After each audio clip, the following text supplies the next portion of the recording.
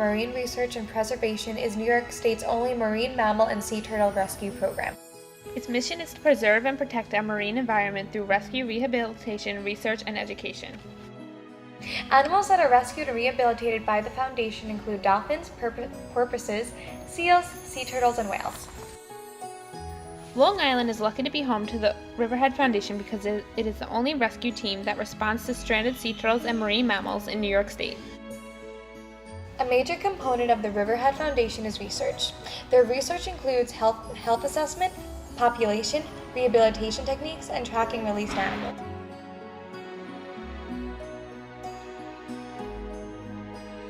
Hi, we're here today at the Research Center at the Riverhead Aquarium, and I'm here with Danielle, and she'll be answering a few questions for us today. Alright, when did you start volunteering for the Research Center, and why did you do it? I actually started out as staff, so I didn't volunteer. And I started back in 2011. I went to school for marine biology. It was just something that I always had a passion for, and luckily it worked out. They had an opening, I applied, and I got it. Awesome. And what's your favorite part about working in the Research Center? I like actually all the underdog cases. So it's very rewarding when an animal comes in and you don't know if it's going to make it, based on the behavior and the blood values and all that. And then to see what a little bit of medicine can do, that's my favorite part, is all the little underdog cases. That's great. And how does the Research Center contribute to protecting the environment? Do they do outings to clean up beaches or anything? We have various educational programs, so we do beach cleanups. We do mock journeys to educate the public on what to do if these animals come up on beaches. Just our work with rehabilitating. That's part of save the environment. Research, we satellite tag our animals and do aerial surveys and things like that as research has helped us. Where are these animals going? What's their population? What are they doing? So that'll all help. Do you often find free animals coming back with the tags on? Do you find them, or is it someone else finds them with the tags on? And we put the tags on them. So we have a few animals that are restrands a year, but usually not. Most of our animals that we find are animals that don't have any type of tag on them. There's maybe about 3 or 4 a year that are restranded from our facility or from another facility. What's the main reasons that the animals end up stranded on the beach? What's their main cause of? Depends on the type of animal. So our main cause with sea turtles is cold stunning or hypothermia. So they're in New York from June to about mid-October. Once the water hits 50 degrees, they should leave. Sometimes they don't, and then being reptiles and cold-blooded, they need the warmth to survive. So their main issue is cold stunning. These are our cold stun sea turtles. Are you familiar with cold stunning at all? Yes. Yes, you know what it is. It's hypothermia, right? So all these guys came in with cold stunning. So the little guy right there, that's a dahlia. And then that guy right here is a Estonia. The other two are reserved. We do educational programs, classes. And the class adopts a sea turtle. They put a tag on it so they get to name it. So we're waiting for them to name the turtle. So the other two don't have names yet. And then this is Comanche. Not only was he cold stunned, but he also was hit by a boat. That seemed to be an older injury, so it seems that he got hit by the boat and then he got cold stunned, because if you look, he only has 3 flippers, but it was pretty much healed by the time we got him. It wasn't fresh at all, so we were able to determine that it was an older injury. So, is there any specific reason they're separated, or is it just? They're bullies. Our seals, some of the problems we see with seals, a lot of human interaction cases, so whether it's a boat strike or entangled in fishing gear, they get a lot of respiratory issues. This year, a lot of our seals seem to have swollen flippers. So, did you find the cause for that, or is it just? Usually the cause of that is they can get a bite from another seal, it gets infected, somehow they puncture it, whether it's from another animal, or they, stick or something like that, they somehow puncture their flipper and then it just ends up getting infected and becomes this kind of nasty, big, pus pocket. Oh. And that's why what this swells up. And what is the rehabilitation process? You start somewhere and end somewhere with them. So our animals, when they first come in, we'll do a physical exam on them, try to figure out why the animal's stranded. We'll draw their blood, do an external exam, see if there's anything externally we can see, as well as take x-rays to try to figure out what course of action we should take. Most of the animals, when they come in, they aren't eating on their own. It's like you or I. If we're sick, we don't feel good, we don't want to eat, the animals will do the same thing. So the first thing we do in the first 24 hours is we will tube the animal fluids. So it's equivalent to electrolytes for a seal or a sea turtle. We give them that for 24 hours. Then when they're here for 48 hours, we start giving them a fish slurry. So it's the electrolyte solution with fish or squid, whatever it is the animal eats. Put it all in the blender, and then we tube them that for a day. And then on the third day, we can start introducing whole fish. We'll force them, and that's animal dependent. Some animals catch on right away. You only have to force them once, and they'll start eating on their own. Other animals, it could be 3 to 4 weeks before they start eating on their own. So once the animal starts eating on their own, then we do routine checkups. So turtles, it's every month, and seals, it's every 2 weeks that we will do a physical exam. Again, we'll check over their body, and we'll draw their blood, and then give the blood bags to our vets so they can make a determination as to whether or not we need to change their medication. So you have veterinarians on site who decide what medications to do for that. Yep. Awesome. About how many animals per year are you able to rehabilitate throughout the It's roughly around 40 animals per year. And seals, turtles. That's pretty high. Wow. Does pollution in our water have a major effect? Like, is that something you see common, like garbage, plastics, anything like that? When we do these beach cleanups, we are picking up hundreds of pounds of garbage with every beach cleanup that we do. A lot of our human interaction cases, it's just garbage. We had one animal that had a plastic bag wrapped around its neck. A lot of our turtles, when they don't make it, we always do necropsies or like an animal autopsy to try to figure out the cause of death. And most of the turtles, when we do the examination on them, we find pieces of balloons or plastic or things like that the animals eat. So pollution is definitely a huge problem when it comes to these animals. And what can people do, like regular everyday people do to help stop that from happening with like pollution and things like that? Well, definitely proper recycling. If you see garbage, you want to pick it up, especially in our beaches, because it's going to go into the water. The animals are going to eat it. Little things like that. Just proper garbage disposal. Try to use the reusable tote bags instead of plastic bags when you go shopping and things like that. Sounds good. Thank you, Daniela, so much for the interview. Is there anything else you'd like to add for us? Well, I just want to say that if you do see a marine mammal or a sea turtle on the beach, we have a 24-hour hotline, 631-369-9829. Make sure you call that number. It's 24 hours. Any dead or alive marine mammal or sea turtle, we want to know about it.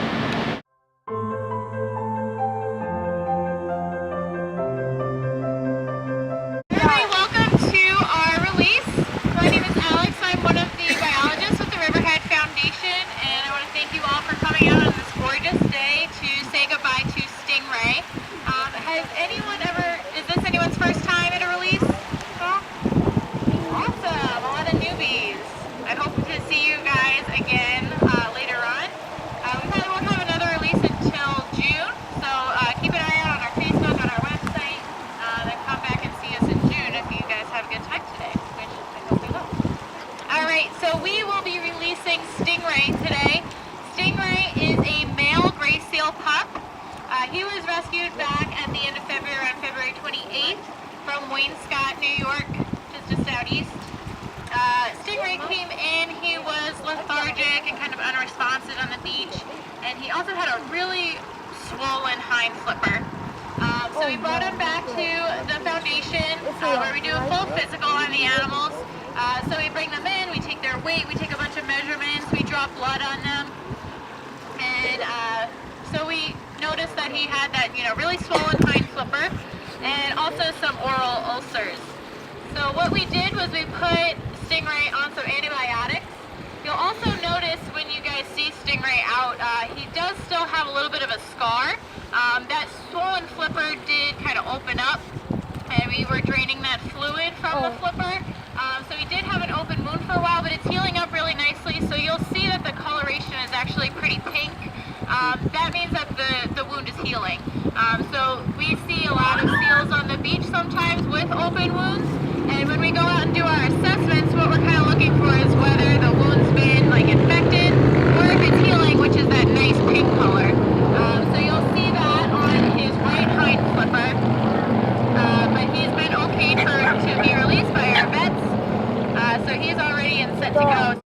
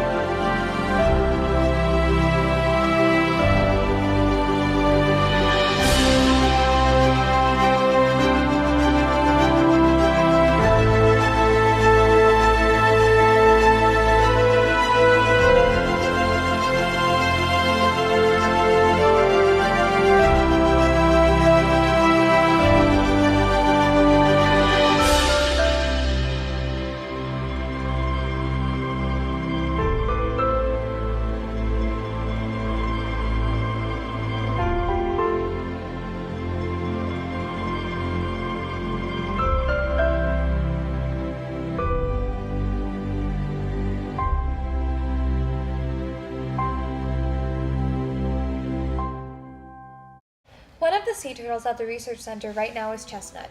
Chestnut is a young Atlantic green sea turtle that was cold stunned and also affected by a boating accident. When a sea turtle is cold stunned, it has a hypothermic reaction that occurs when animals are exposed to prolonged cold water temperatures. The sea turtles face decreased heart rate, decreased circulation, lethargy, shock, pneumonia, and possibly death. The reason some sea turtles are faced with this condition is because they are cold-blooded reptiles and depend on other heat sources to determine their body temperature. In order to maintain a safe body temperature, most sea turtles migrate south in the winter months. Some sea turtles are unable to migrate south before the water temperature decreases because in areas like bays and inlets, the water temperature changes rapidly. The research center rescues and rehabilitates many cold-stunned sea turtles each year. Boat strikes are another threat to sea turtles. Sea turtles must come to the surface to breathe air, and when they do, they are in the path of many boats. Boating strikes often cause sea turtles to have amputated flippers, fractured shells, brain injuries, and broken bones. The boating accident could also cause death directly or indirectly, as the animals will have a difficult time finding food or escaping predators. Chestnut was a boat strike victim, in which he suffered an injury and a problem with physical development. At the moment, Chestnut is non-releasable, and the Riverhead Foundation is looking for a facility that will be able to care for Chestnut permanently. Chestnut is just one of the sea turtles that the Riverhead Foundation has rescued. Cold stunning and boat strikes are just two of the many factors that cause sea turtles to be an endangered species. Sea turtles and other marine animals are affected by coastal development, pollution, plastics, direct harvest, and invasive species.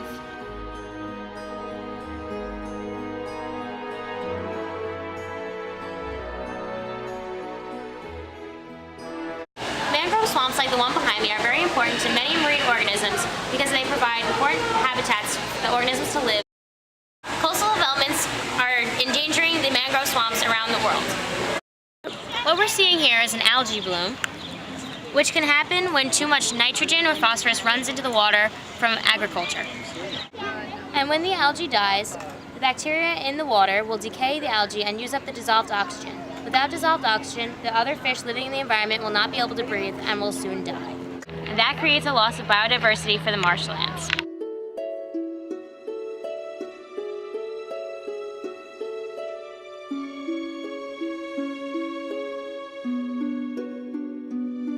Okay. Ready? Yep. Go. He's not gonna fish. Aurora, you want to touch him? Wow. So let's get your face now, Emily. What? Look at me. You're about 500. Oh, look, he's flipping himself over. Is that? These are his gills. Mm-hmm. Those are book gills, right? You got it. Yes. Yeah. You guys in a marine bio class? I am, yeah. Sweet. I'm the only one who listens, though.